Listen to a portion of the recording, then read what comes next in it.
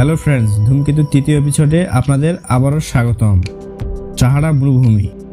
আগে জেনে নিব মরুভূমি কাকে বলে।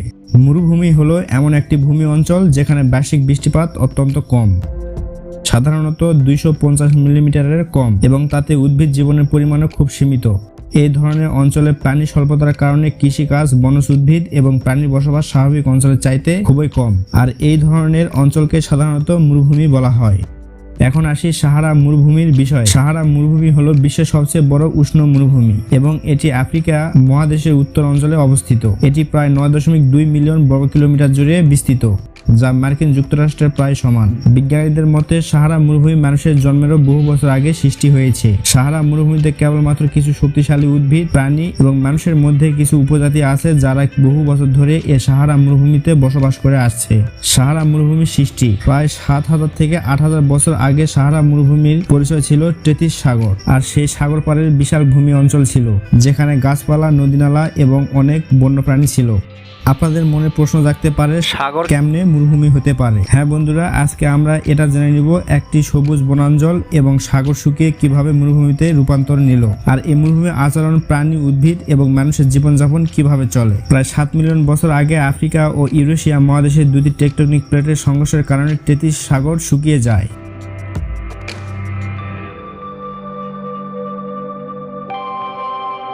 যার ফলে আফ্রিকার এই অঞ্চলটিতে খরা দেখা দেয়। এতে অঞ্চলটিতে আর্দ্রতা কমে যায় এবং শুষ্কতা বৃদ্ধি পেয়ে সাহারা মরুভূমিতে রূপান্তর নেয়। সাহারা মরুভূমিতে এত বালি আসলো কোথা থেকে? কোটি কোটি বছর আগে এই সাহারা মরুভূমি অঞ্চলটি ছিল বিশাল সমুদ্র তলদেশ। আজ থেকে প্রায় কয়েক কোটি বছর আগে এই সাহারার উপর দিয়ে বয়ে যেত টেথিস সাগর। হাজার হাজার বছর ধরে এই সাগরের জলচাপ ও প্রবাহের কারণে সাগরের তলদেশ জমা হয়েছিল মোটা চুনা পাথরের স্তর। একটা সময় আফ্রিকা ও ইউরেশিয়া মহাদেশে দুটি টেকটনিক প্লেটের সংঘর্ষের কারণে টেথিস সাগরের পানি শুকিয়ে যায়। তারপরে এই অঞ্চলে শুরু হয় শুকনো মরুর ইতিহাস। শুষ্ক বাতাস চুনাপাথরের উপর প্রচন্ডভাবে আঘাত হানতে শুরু করে, ফলে চুনাপাথর ভেঙে ছোট ছোট কোণায় পরিণত হয়। লক্ষ লক্ষ বছরের ব্যবধানে এই কোণাগুলি সারা জুড়ে বিশাল বালির স্তরে পরিণত হয়। এই মরুভূমি যেখানে চুনাপাথর বেশি ছিল সেখানে দেখা যায় সাদা বালির প্রান্তর, আর যেখানে ছিল বালুকা পাথর সেখানে গড়ে উঠেছে হলুদা ভূবালিয়ারি। ঠিক এভাবেই সাহারা মরুভূমির জন্ম হয়।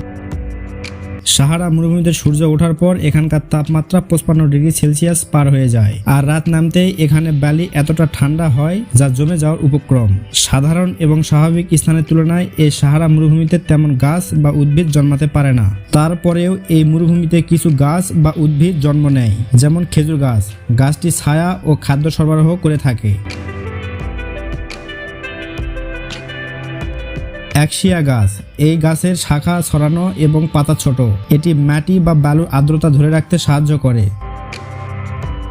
তামারিক্স উদ্ভিদ, এই ধরনের উদ্ভিদ লবণাক্ত পরিবেশেও বাঁচতে পারে। এটি ঝোপঝাড় জাতীয় উদ্ভিদ যা বালুঝড় রোধে সাহায্য করে।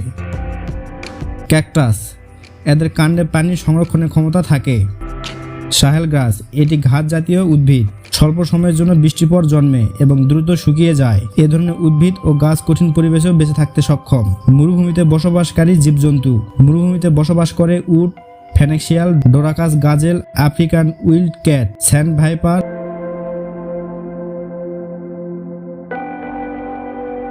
Monitor lizard. পাখিদের মধ্যে সাহারা লার্ক এবং স্যান্ড গ্রাউস। এছাড়াও সাহারা মরুভূমিতে কিছু উপজাতি বসবাস করে, আর এই উপজাতির সংখ্যা প্রায় 20টি। এর মধ্যে উল্লেখযোগ্য হলো বেদুইন। বেদুইনরা মরুভূমিতে যাযাবরের মতো জীবনযাপন করে থাকে। বেদুইনরা তাঁবুতেও বসবাস করে। বেদুইনরা জীবন চালানোর জন্য উট, ছাগল বা ভেড়া পালন করে থাকে। বেদুইনরা আবহাওয়ার কারণে ঢিলেঢালা বিশেষ এক ধরনের পোশাক পরিধান করে থাকেন, যা দিনের উত্তপ্ত গরম এবং রাতের কনকনে শীত থেকে তাদের রক্ষা করে। তাদের নিজেদের সংস্কৃতি, ভাষা এবং বিশ্বাস রয়েছে যা আধুনিক সমাজ থেকে সম্পূর্ণ আলাদা। তারা নিজেদের মতো উৎসব পালন করে, লোকগান গায়। বেদুইনরা খেজুর, দুধ, ঘি, মাখন, দই, উট ও ছাগলের মাংস, রুটি, চা বা কফি ইত্যাদি খেয়ে থাকেন। বেদুইনরা সাধারণত ইসলাম ধর্মের হয়ে থাকেন। তাদের মধ্যে সুন্নি ইসলাম সবচেয়ে বেশি প্রচলিত। সাহারা মরুভূমিতে বসবাসকারী বেদুইনদের জন্য পানি একটি অতি মূল্যবান সম্পদ। তারা বিভিন্ন উপায়ে পানির চাহিদা মিটিয়ে থাকেন। এর মধ্যে উল্লেখযোগ্য হলো কূপ এবং ওয়েসিস। কূপ, বেদুইনরা প্রাচীনকাল থেকে কূপ খনন করে মাটির নিচের ভূগর্ভস্থ পানি ব্যবহার করে আসছে। ওয়েসিস, মরুভূমির মাঝে থাকা প্রাকৃতিক জলাধার বা সবুজ এলাকা যেখানে ভূগর্ভস্থ পানির কারণে গাছপালা জন্মায়। ওয়েসিস গুলো বেদুইনদের জন্য খুবই গুরুত্বপূর্ণ। এগুলো থেকে বেদুইনরা পানি সংগ্রহ করে পানির চাহিদা মিটিয়ে থাকেন। উটকে বলা হয় মরুভূমির জাহাজ। বেদুইনরা উটে করে এক জায়গা থেকে আরেক জায়গায় যাতায়াত করে থাকেন। বেদুইনরা উট, ছাগল, ভেড়া এবং উট, ছাগল, ভেড়ার দুধ ও চামড়া বিক্রি করে টাকা ইনকাম করে থাকেন। সাহারা মরুভূমির রহস্য। সাহারা এই শব্দটি এসেছে আরবি ভাষা থেকে।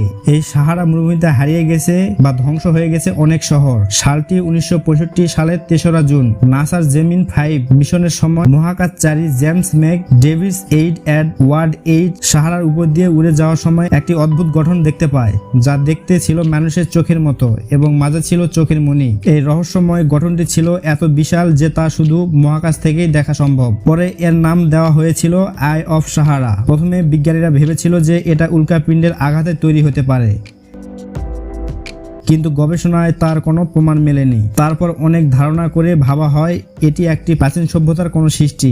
ইতিহাসবিদদের মতে সাহারার এই অঞ্চলটি হতে পারে হারিয়ে যাওয়া এক নগরী অ্যাটলান্টিস। এই অ্যাটলান্টিস শহরের কথা গ্রিক দার্শনিক প্লেট ইতিহাসবিদ হেরাটোডাস উল্লেখ করে গেছেন। তারা এই শহরটিকে সভ্য শহর হিসেবে বর্ণনা করেছিলেন, যা বৃত্তাকার রিং এর মতো দেখতে ছিল এবং এই শহরের প্রতিটি রিং যুক্ত ছিল বিভিন্ন সেতু ও জলপথে। সুতরাং এ চোখের মতো গঠন অ্যাটলান্টিসের বর্ণনার মতে এত মিল ছিল যে অনেকেই বিশ্বাস করেন সাহারার মাঝে লুকিয়ে ছিল পৃথিবীর প্রাচীন হারিয়ে যাওয়া সেই শহর অ্যাটলান্টিস।